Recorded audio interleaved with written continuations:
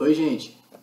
Eu me chamo Antônio Assis, eu sou estudante de medicina da Universidade Federal do Recôncavo da Bahia, sou bacharel em saúde e integro o núcleo de estudo e pesquisa em gênero, raça e saúde, o NEGRAS, aqui na mesma universidade. Estou aqui para falar um pouquinho sobre como tem sido, né, o enfrentamento da pandemia de Covid-19 por uma população especial, a população das águas, que engloba essencialmente pescadores, marisqueiros e toda aquela população que detém a água, né, o que provém da água como sua fonte de renda. E para iniciar essa discussão, é preciso que a gente situe ela num campo extremamente importante. Antes do início da pandemia por Covid-19, né, no dia 17 de março, que teve o início as medidas protetivas de isolamento social, de quarentena, essa população das águas ela já estava sofrendo consequências de uma outra crise, que foi o crime ambiental do derramamento de petróleo na costa brasileira.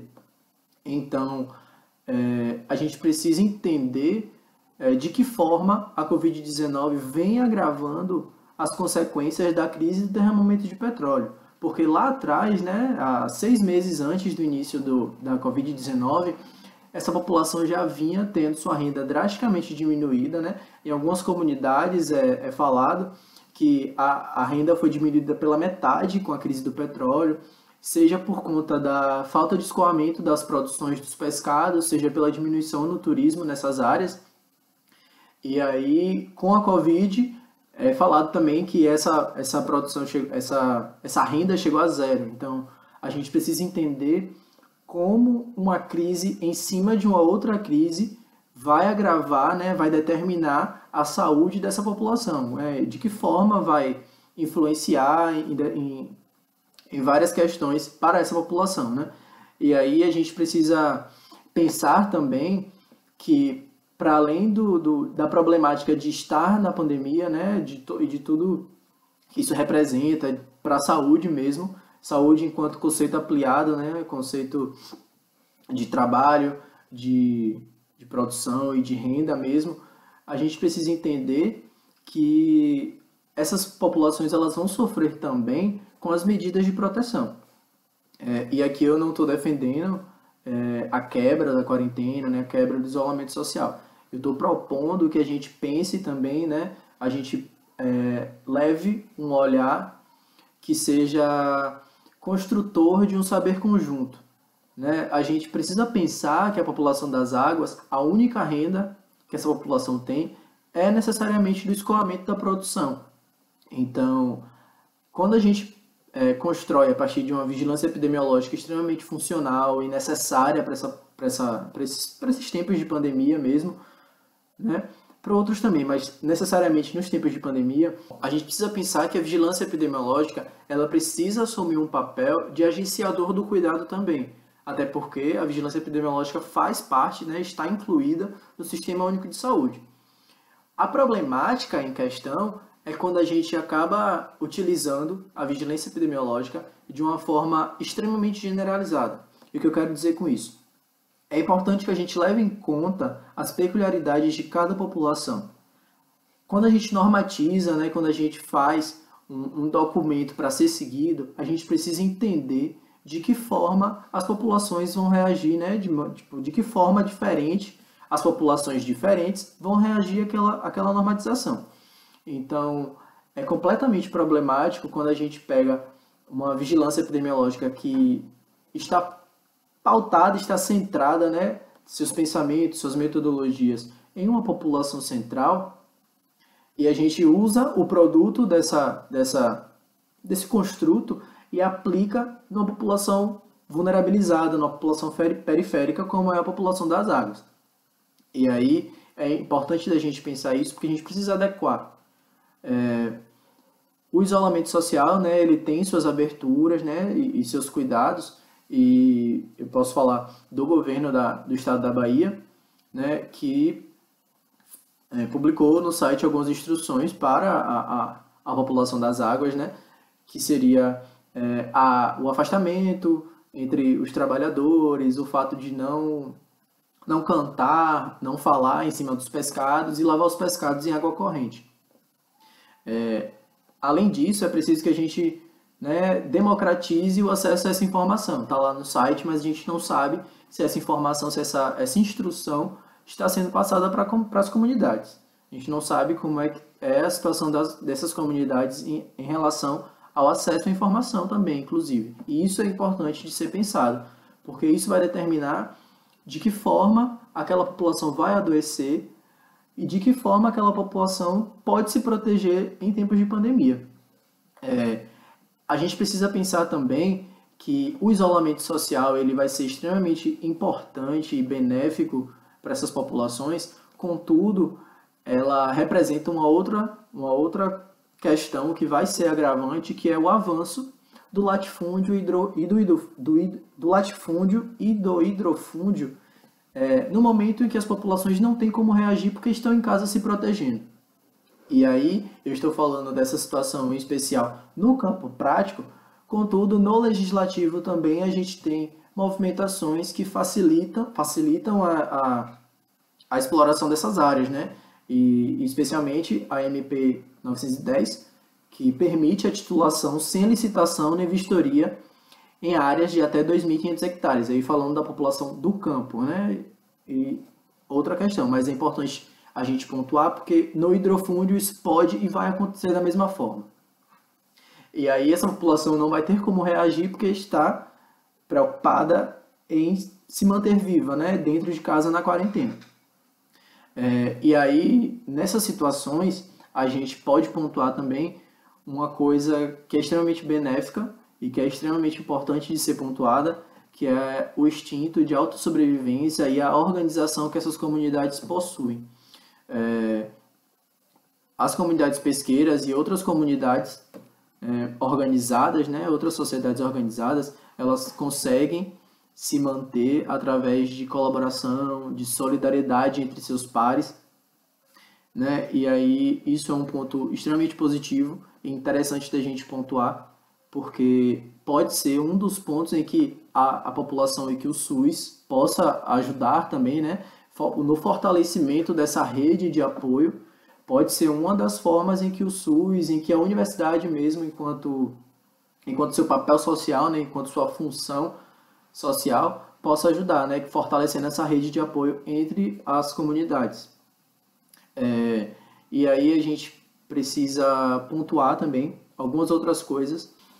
Especificamente em relação ao SUS, a gente pode pensar, né, que o respeito ao seu princípio de integralidade é uma das coisas que é preciso pôr em prática, né? A gente precisa entender aquela comunidade como um todo, a gente precisa entender aqueles sujeitos como produtores de saber mesmo, e de saberes em saúde, principalmente. E eu digo principalmente porque, em se tratando de Brasil, a população das águas é majoritariamente negra. Existem remanescentes de quilombo nessas áreas e alguns quilombolas são pescadores, né? Existem comunidades quilombolas em que a fonte de renda é necessariamente pescado. Então, essas comunidades elas detêm um saber ancestral de cuidado que é extremamente importante tanto para a sobrevivência deles quanto para a sobrevivência de seus pares. Então, assim, a gente precisa, enquanto SUS, enquanto integralidade do cuidado, a gente precisa levar em consideração esse saber prévio, esse saber constituinte daquela população e trabalhar conjuntamente numa linha de educação popular em saúde mesmo, em que seja horizontal, em que seja um diálogo horizontal mesmo, em que não hajam hierarquias e que o cuidado, né, a terapêutica seja construída de forma compartilhada. Contudo, para que essa terapêutica, esse cuidado seja construída de forma compartilhada, é necessário que o sistema de saúde seja acessível para essas comunidades. E isso é um ponto interessante e importante de se tocar, porque muitas comunidades pesqueiras, muitas populações das águas, elas estão afastadas de grandes centros ou em ilhas, por exemplo, afastadas do continente. Então, é completamente complicado para o serviço de saúde chegar neles, né? Na verdade, é muito complicado eles chegarem no serviço de saúde. E aí é uma das coisas que é preciso tomar cuidado, né? É preciso se pensar também, que é como fazer com que a equipe de saúde chegue nesse território. Porque, por exemplo, e chegue, não só chegue, mas como fique, ou fique próximo. Porque se houver alguma necessidade emergencial, se houver alguma questão no meio da noite, por exemplo, em que alguém na comunidade precise de um outro serviço, né? Não vai ter porque vai estar ou afastado do serviço de saúde ou longe do continente. Então, é necessário que a gente pense também como fazer isso, né? Como fazer esse encontro, como propor, como promover esse encontro dos saberes para que o cuidado seja realmente efetivo e efetuado. Enquanto universidade, uma das coisas que a gente, né, enquanto instituição, pode fazer para ajudar essas populações nesse momento de pandemia é utilizar um dos tripés, né, que para mim é um dos mais importantes tripés da universidade, que é a extensão. Nesse momento de pandemia, não tem como a gente fazer essa movimentação indo em direção às comunidades. Realmente não dá para fazer isso de uma maneira, como é que posso dizer, presencial, né? Contudo, a gente tem exemplos inúmeros de como fazer isso de uma maneira que ajude as comunidades e que proteja tanto elas quanto nós mesmos, né, nos mantendo em quarentena. Tem o exemplo da Universidade Federal de Pernambuco, né, que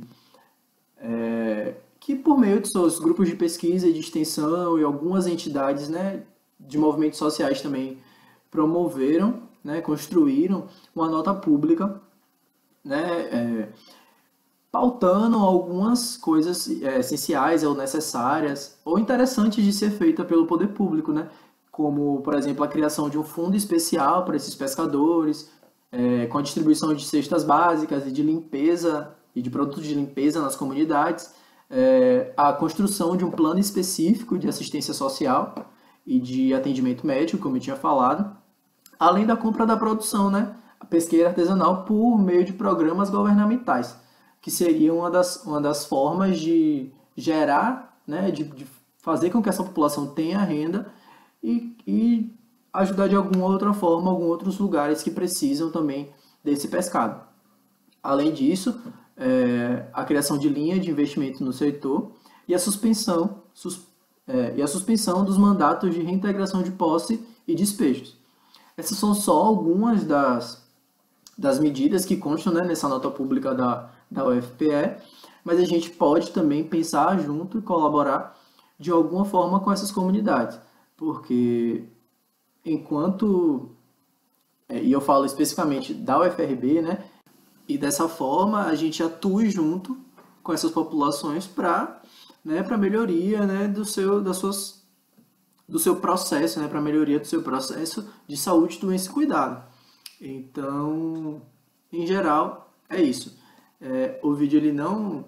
Queria agradecer quem assistiu até o final. O vídeo ele não tem tanto um caráter de ser científico, com vários termos. É só uma introdução a esse tema.